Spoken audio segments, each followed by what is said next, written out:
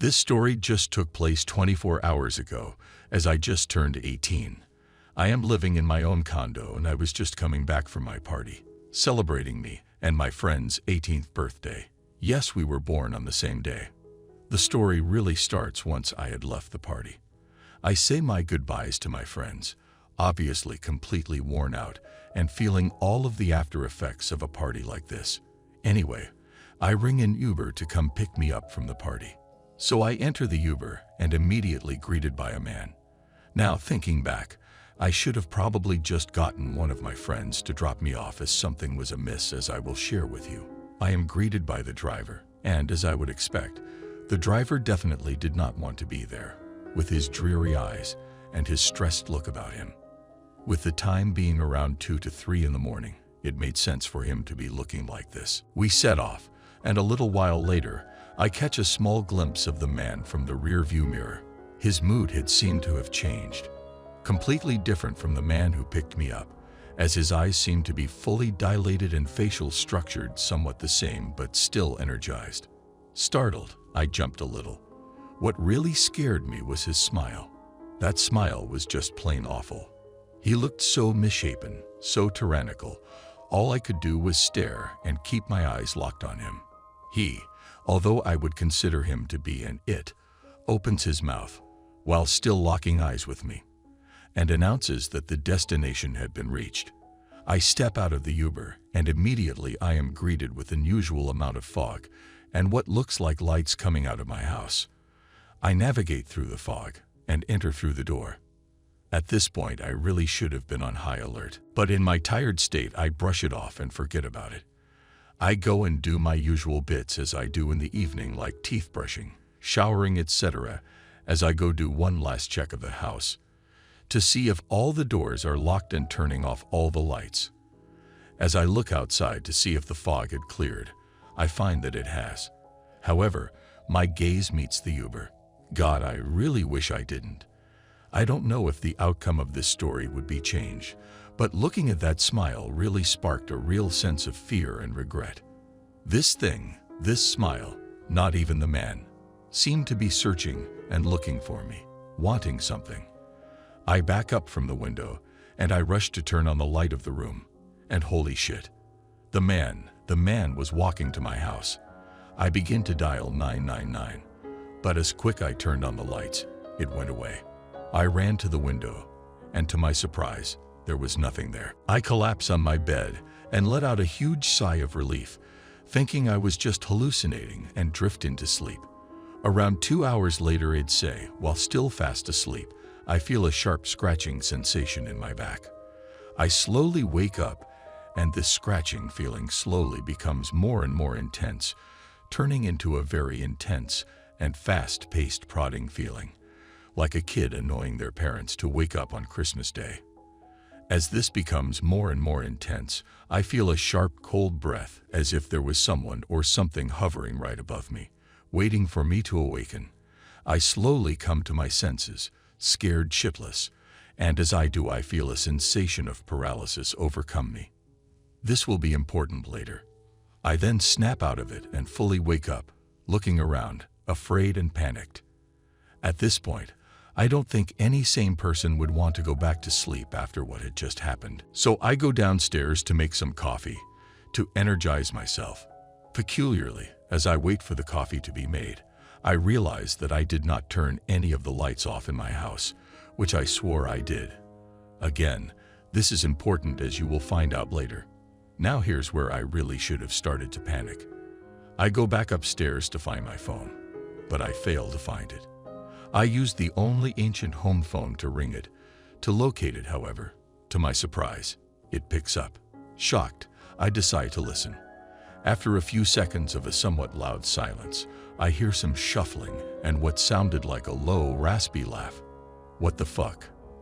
I think to myself. I then look around wearily, and I guess I had some sense of panic, as what the fuck was that? I recollect myself and build up the courage to put the phone down and ring again. This time, it actually rings, and I locate the source. The kitchen. The same kitchen where I had been making coffee. The same kitchen I had been standing clueless in. I let out an audible gasp, recollect my thoughts, and just dash for the kitchen and grab my phone. A note. A scrunched, somewhat charred and barely readable note. I reach out to pick it up and read it. I can't really summarize, or still believe, the note, so I will just repeat what it said. This note will be engraved in my memory forever. Hey, so I bet there's been some weird shit going on within the past 24 hours of your life. I would say don't worry, but now is the time to be on high alert and collected. I will explain everything in due course. First step. I should have mentioned this before, but do not look away. Do not react to sudden movements in your vision. Do not look away. This note is the thing keeping you alive. Please trust me. We are your only hope. Try not to blink or close your eyes. It's not worth it, believe me. Now that the most important step is out of the way, listen. So allow me to explain. We are a group, kind of like the Ghostbusters, but with real-life shit. Now, you being 18 plays a very important role. When you turn 18, from what we know, each and every one of them is implanted with a serum of sorts. We still don't fully know why, or what for that matter, this serum is consisted of. All we know is that there are creatures, things from other planets who wants this serum. All these activities begun to pop up on our radar just a few weeks back, meaning these things are after something, and they want it bad. Only now, within the past week or so, they seem to have become more developed and able, which is terrifying. All of this may be very hard to believe, but please stay with me, for the safety of us both.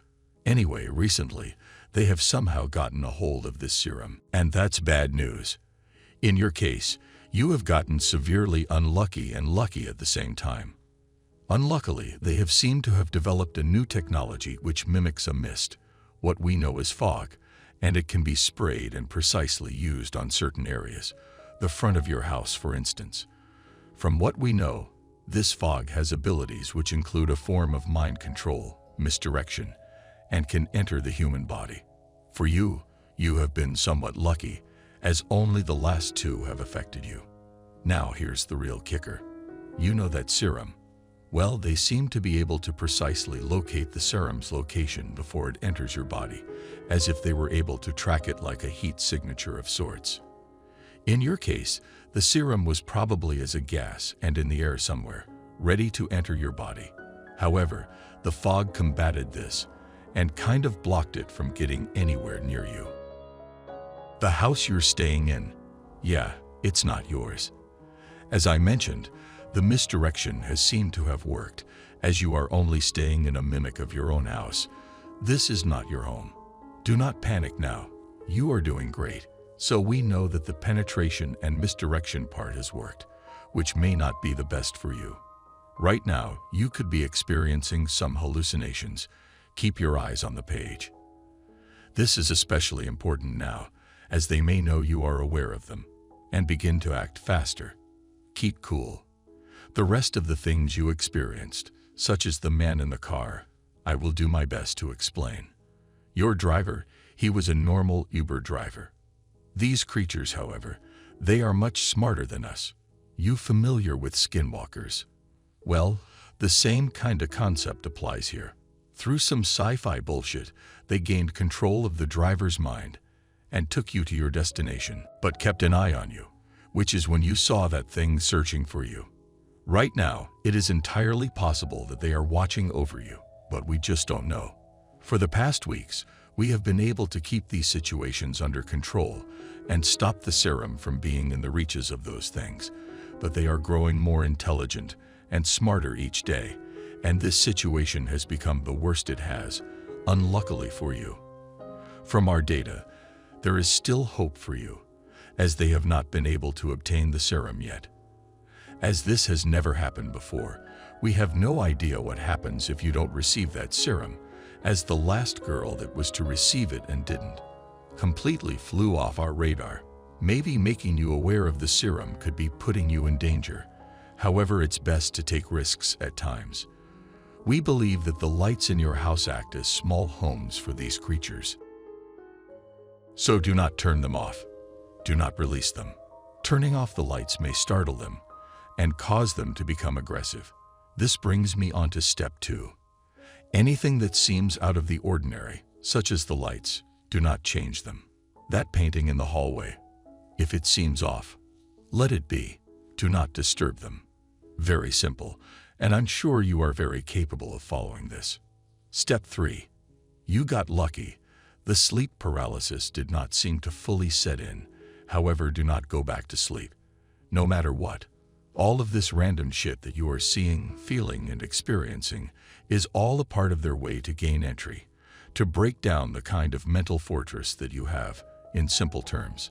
So that sleep paralysis wasn't really sleep paralysis. It was kind of a provocation in order for you to begin to panic. Going back to sleep would have possibly allowed them to stay around, if you know what I mean. Don't give in, just like you have been. So good job. Step 4, don't leave your house either. I can't really explain, but walking back out there probably will cause more misdirection and possibly allow the fog to fully gain access to you. Stay away from things like reflections. Not for the reason that they will jump out of the mirror or shit like that, but you may see things you will never unsee. Now you know for the most part what to do. Let me explain the next 48 hours of your life to you. Although we are watching, we cannot interfere, if that makes you feel any better. Now listen very carefully. After finishing reading this note, turn around and head to the fridge. Do not do this now. Take any foodstuffs out of it and eat it. Go on your phone with volume as to not arouse their suspicions as to why there is no sound. They are extremely smart. We can watch but cannot interfere.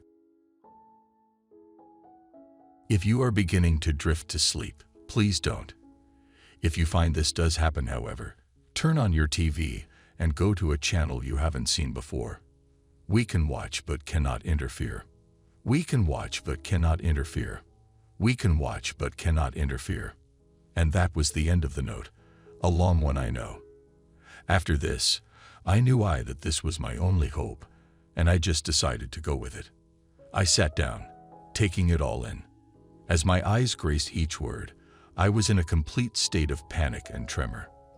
The worst part about it all, the worst part was that the part after the creepy cryptic kind of message at the end was that it was completely ripped off. So I was completely in the dark. I figured my best bet was to simply follow the instructions and do my best to survive. To this day, I still have no idea if this was sick and twisted practical joke, but what kind of practical joke would be able to pull off all these abnormal events? Anyway, I go to grab some food from the fridge and sit down.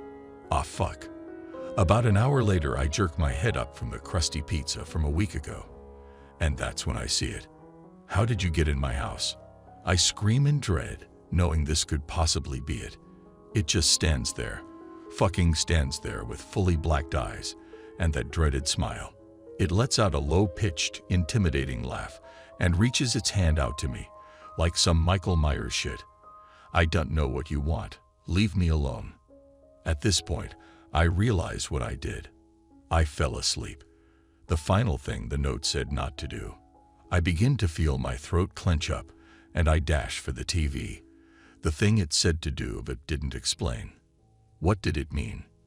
We can watch but cannot interfere. It kept repeating that, over and over. Maybe it was a secret message, or the person who wrote me the note was just going crazy, just how I was starting to feel, both petrified and frozen in fear. I snap out of it and continue to dash for the television. I scramble the remote, feeling the same icy cold breath as I felt before coating my neck. I dash to the side, turning the television on. I switch to a random channel, and wait. Nothing. Shit, I let out as I turn around and see nothing but darkness. Please leave me be. I don't know what you want. I was just completely defeated at this point. I knew what was coming. I just didn't know if I was accepting it. The paintings on the walls began to spin as my head did. If the so-called Ghostbusters couldn't stop them, what the fuck could I do? I knew I couldn't go outside. The note told me all about the fog. Then the fog made its return. Shit, I exclaimed.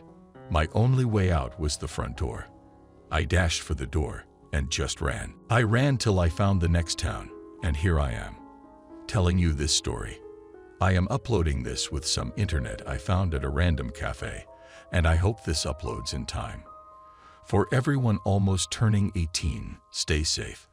I will try to keep you updated and posted on the situation.